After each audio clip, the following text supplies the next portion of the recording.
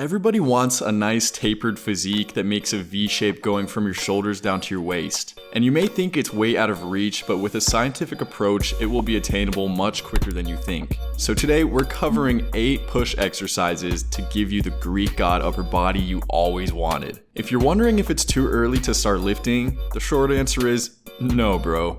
13 to 14 years old is the perfect time to start training because your body is experiencing optimal cellular turnover rate.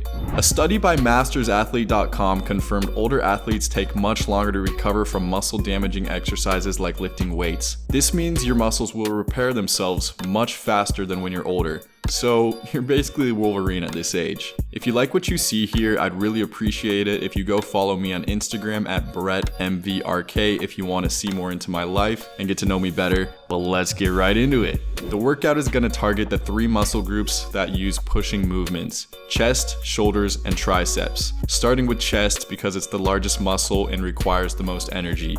The first exercise is flat bench press.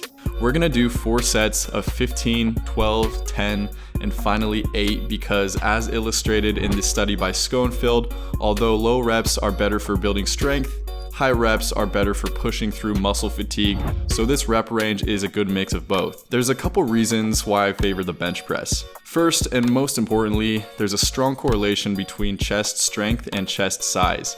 This is shown in scientific literature by Ogasawa, which showed that pec muscle thickness increased at the same rate that the bench press 1 rep max increased. Another reason is that, as the strength coach Jeff Nippard says, bench press has the best carryover to other exercises. As you strengthen your bench, you also strengthen not only other chest exercises, but also other upper body exercises when it doesn't quite work the other way around. So this makes it the perfect foundation for a good push workout. We'll follow with another extension movement, which means moving away from the body: incline bench press.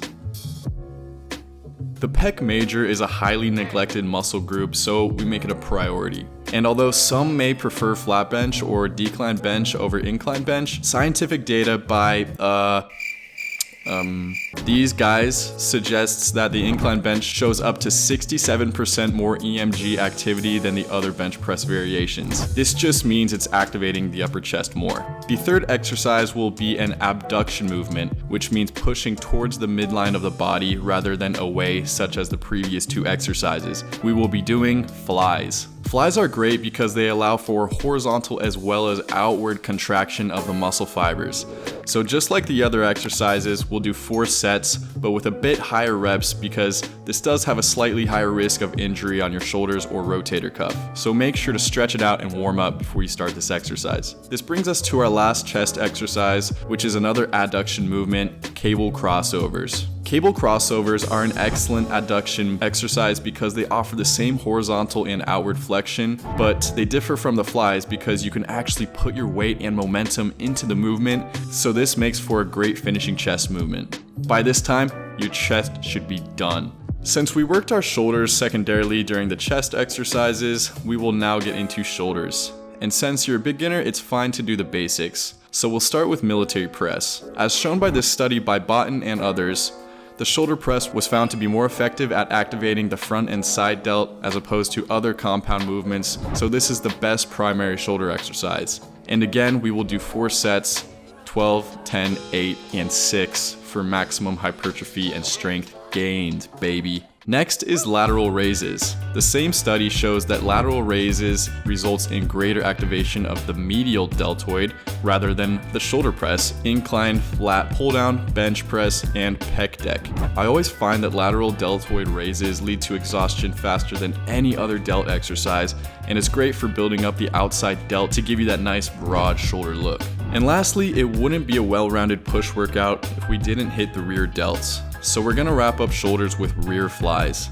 Although the study by Botten shows that reverse pec deck to be the most effective at targeting rear delts, I'm fairly sure most people have access to dumbbells, whereas many won't have access to a pec deck machine. So this is an exercise that gives you the same type of adduction movement to target rear delts effectively. So I like to do them just sitting on a bench, leaning over my knees to minimize swinging momentum to fully target the rear delts. And this usually works really well and you can really feel the activation in your rear delts. This brings us to the final muscle group in this workout, which should be fairly exhausted from our chest and shoulder exercises. Now it's time to do triceps. So we will be doing skull crushers, tricep extensions, and kickbacks. As far as what weight and repetitions to do, studies show that moderate to high reps can be more effective than low reps, but the most important factor is the form for each exercise. So a rep range of 15, 12, 10 seems to be the sweet spot. With skull crushers targeting the long head of the tricep, it will give you more visible thickness of your arms from the side, and the extensions and kickbacks targeting the short head, it gives your arms more thickness in the front. And as we know, the tricep is 2/3 of the upper arm, so it's very, very important not to neglect it. And that concludes the perfect push workout to give us that nice V-tapered physique. So before you go, be sure to subscribe and check back for more science-based workouts and fitness advices. Now go and get swole, young blood.